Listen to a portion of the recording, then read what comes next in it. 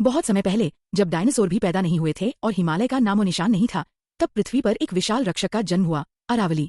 आज 10 साल का अन्वेष इन पहाड़ियों की तलहटी में खड़ा था। उसे हवा में एक पुरानी गूंज सुनाई दे रही थी, जैसे पत्थर कुछ कहना चाह रहे हों।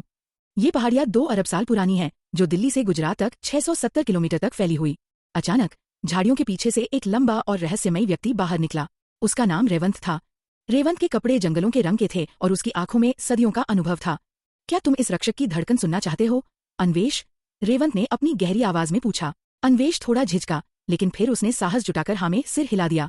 रेवंत ने अन्वेष को एक ऊंची चोटी पर ले जाकर पश्चिम की ओर इशारा किया। वहां थार का विशाल रेगिस्तान धधक रहा था। देखो अन्वेष, वह रेगिस्तान एक हमलावर सेना की तरह आगे बढ़ना चाहता है, रेवंत ने कहा। लेकिन अरावली एक ग्रीन वॉल यानी हरी दीवार बनकर उसे रोक लेती है। अगर ये पहाड़ियां ना होती तो आज पूरा उत्तर भारत एक तपता हुआ रेगिस्तान होता। 670 किलोमीटर, अन्वेष ने चौंकते हुए कहा। वह कल्पना करने लगा कि कैसे ये पहाड़ियां गुजरात से शुरू होकर राजस्थान और हरियाणा को पार करते हुए दिल्ली तक एक ढाल की तरह बिछी हुई हैं। रेवंत ने उसे बताया कि यह केवल पत्थर नहीं, बल्कि करोड़ों पेड़ों का एक सुरक्षा कवच है जो धूल भरी हवाओं को सोख लेता है। वे दोनों चढ़ते चढ़ते माउंट आबू की सबसे ऊंची चोटी गुरु शिखर पर पहुंच गए। वहां से बादल उनके पैरों के नीचे तैर रहे थे। यह इस पर्वतमाला का मुकुट है, रेवंत ने गर्व से कहा। अन्वेष को महसूस हुआ कि वह बादलों के ऊपर एक प्राचीन सिंहासन पर बैठा है। यहाँ की हवा ठंडी थी और शांति से भरी हुई थी।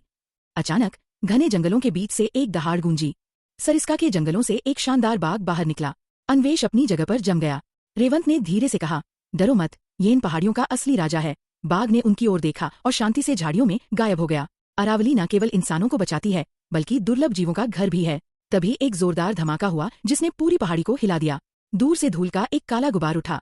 रेवंत का चेहरा गुस्से से लाल हो गया। अवैध खनन, वह चिल्लाया। लालची लोग इन प्राचीन पहाड़ों को काट कर ले जा रहे हैं।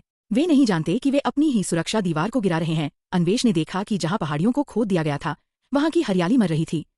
हमें इन्हें रोकना होगा, रेवंत, अन्वेष ने दृढ़ता से कहा। उसने देखा कि मशीनों ने पहाड़ के सीने में गहरे घाव कर दिए थे। यह दृश्य डरावना था, जैसे कोई पुराने दोस्त को नुकसान पहुंचा रहा हो। सिर्फ धूल और हरियाली ही नहीं, अन्वेष, ये पहाड़ियां हमारा पानी का भंडार भी हैं, रेवंत ने एक छिपे हुए झरने की ओर इशारा करते हुए कहा। पहाड़ियों के नीचे छिपी चट्टानें बारिश के पानी को सहेज कर रखती हैं और उसे जमीन के नीचे भेजती हैं। अगर अरावली मर गई तो हमारे कुएं और नदियां भी सूख जाएंगी। सूरज ढल रहा था और पूरी पर्वतमाला सुनहरी रोशनी में नहा गई थी। अन्वेष ने रेवंत का हाथ पकड़ा और वादा किया, मैं सबको अरावली की कहानी सुनाऊंगा। मैं इस ग्रीन वॉल को गिरने नहीं दूंगा। रेवंत ने अन्वेष के कंधे पर हाथ रखा। रक्षक अब अकेला नहीं था, उसे एक नया साथी मिल गया था।